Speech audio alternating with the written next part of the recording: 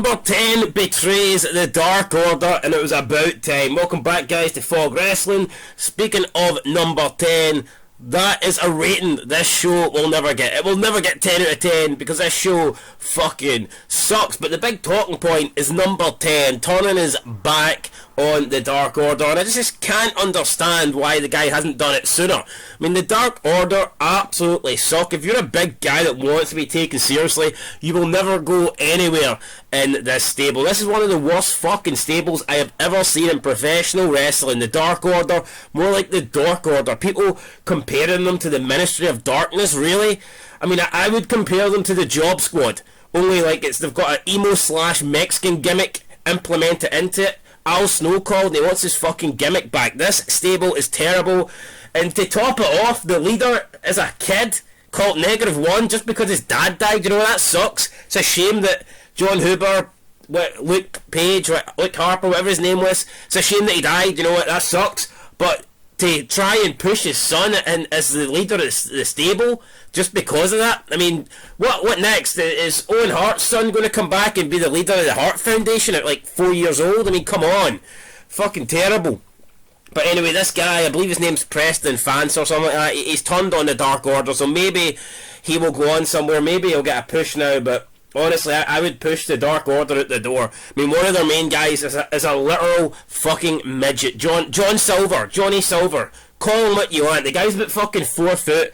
Now, I get it, you get some short guys in wrestling. Rey Mysterio is a short guy, but when you look at John Silver, he's got dwarfism. He fucking has dwarfism, but we're supposed to believe that he can beat actual wrestlers in a fight.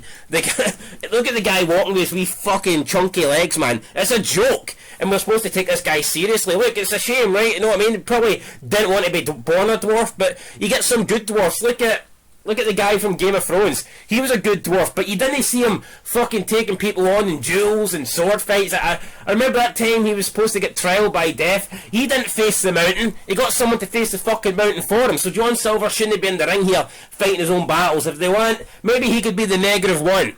Or maybe he could be -4, because he's about fucking 4 feet shorter than the average man.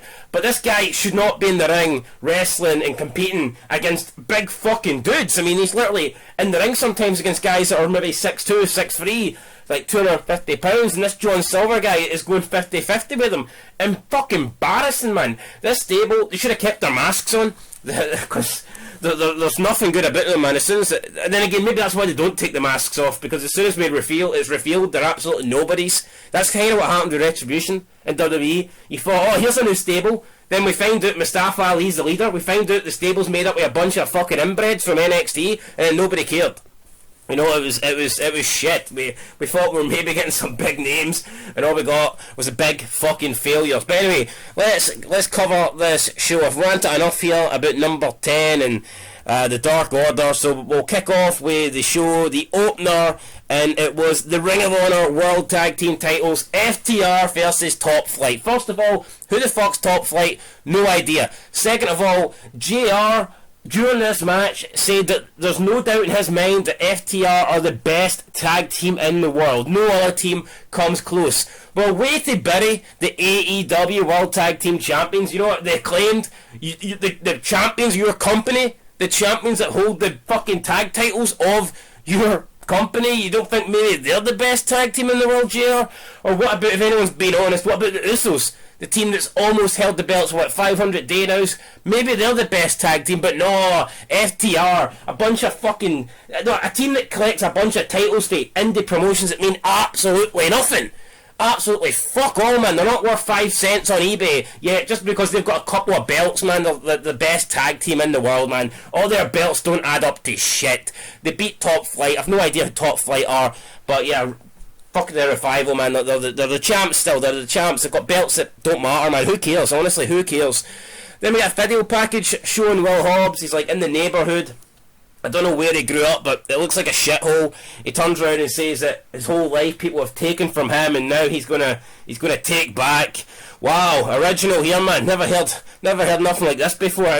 A bunch of nothing. Basically, just says, look, I've had things taken from me. Now I'm gonna take those things back. People are marking out saying this is a great promo, this is something we can relate to. I I mean, not really. I mean, see, in wrestling, you don't really want to relate to somebody. You want characters that are larger than life.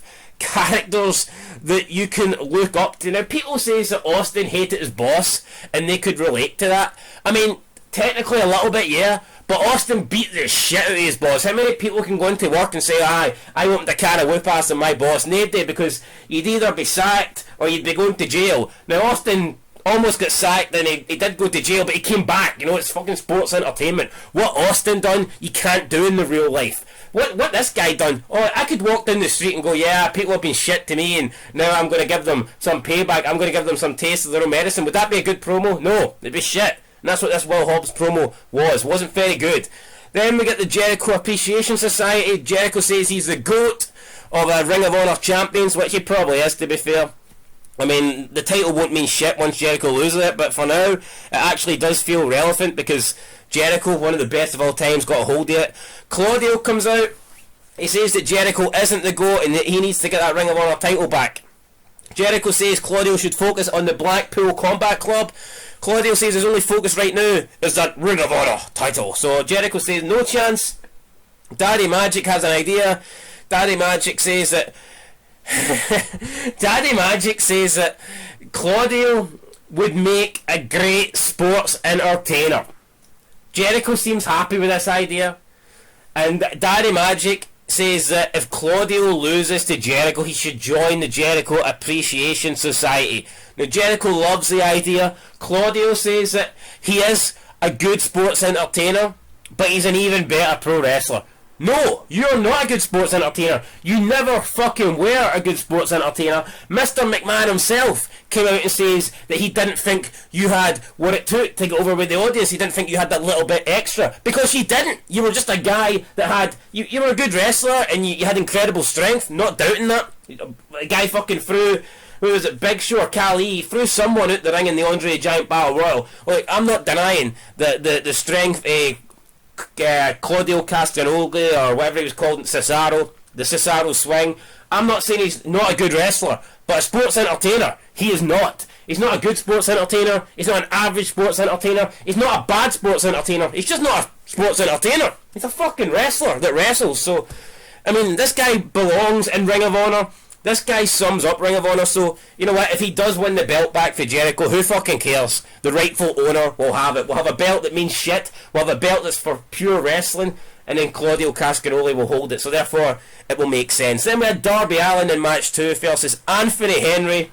Again, you might ask who's Anthony Henry. I've no idea. He kind of looks a bit like Darby Allin, but more bigger, more physical, what you'd expect since Darby Allin's built like a toothpick, and Darby Allin wins.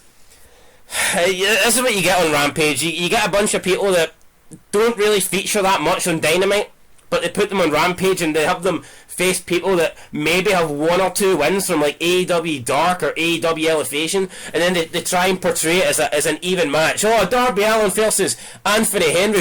Who's going to win this one? Oh, it's a 50-50. It's a toss-up.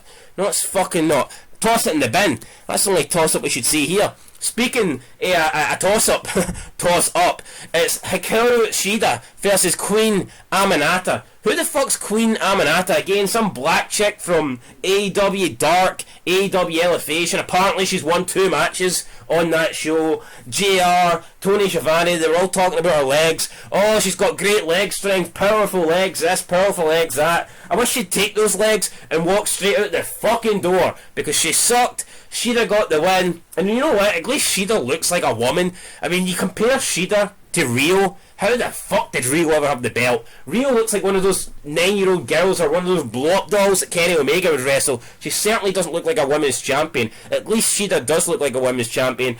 Then during the match we had Penelope Ford and the Bunny come out to look at Shida and intimidate Shida. It didn't really work. Shida, beat Queen Amanita easy. How can you be called Queen? How can Queen be the first word of your name, yet you absolutely suck? Surely to use that name, you need to be relevant, or you need to have won something, or have some sort of power. I mean, what's this chick done? Won a match on AEW Dark, and all of a sudden she's the Queen?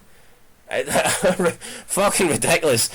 Alright, then we get Mark Henry he's interviewing the people for the main event, but number 10's missing. Number 10's no there, so it's the Dark Order minus number 10 taking on Rush, Butcher, and the Blade. So it's a 3-on-2 handicap match. Rush, Butcher, and the Blade are dominating, as you'd expect. They have the numbers advantage. Then out comes running -10 or -10 or fucking number 10, whatever he's called, runs into the ring. He's looking at Rush. Are they going to come to blows? No, he turns around, lariat clothesline on John Silver. 10 had to duck about 10 feet so he could actually nail the clothesline on this midget. Then the other guy gets in, I forget his name, the guy with the long hair, Edwards or something. He gets taken out with a clothesline. And then Rush hits like this running drop kick into the corner. Rush gets the win. Then after the match, they beat up the rest of the Dark Order. Evil Uno or Evil Dork, whatever the fucking fat one, whatever he's called, gets put through a table, and it looks like Preston fans or number 10, call him what you want. He's joining this team now of Rush, the Butcher, and the Blade, and it's just another stable in AEW. How many jobber factions does this company need? Seriously, man, I just don't get it. This guy's career's went nowhere. He's left one jobber faction to join another jobber faction. I mean, like, what is the fucking point? Then he gets to the top of the ring, he looks at me -1, and he just takes his mask off, throws it at him. Then he poses in the background with Rush, Butcher, the Blade, the Bunny, and we -1 is like crying. You know, he's bowed down, he's bent over, and he's looking at the mask, and he's crying because it's the mask reminds him of his father, I guess. It's his father's stable, and number 10 is now left it. So I mean, there you go. That was your AEW Rampage. People saying this was a good show. I mean, it really wasn't, but I guess if I have to be honest, I mean, the end was storytelling. It was storytelling. AEW normally don't do that, so I will give it credit for the fact that they did tell a story. Can't say much fairer than that. The main event was okay, considering who was in it. It was a bunch of fucking bums, but at least there was some form of storytelling, so I'll give that a positive. But I mean, yeah, the Darby Allin match, horrendous. Shida match, horrendous. Opening match with FTR, fuck that shit, really.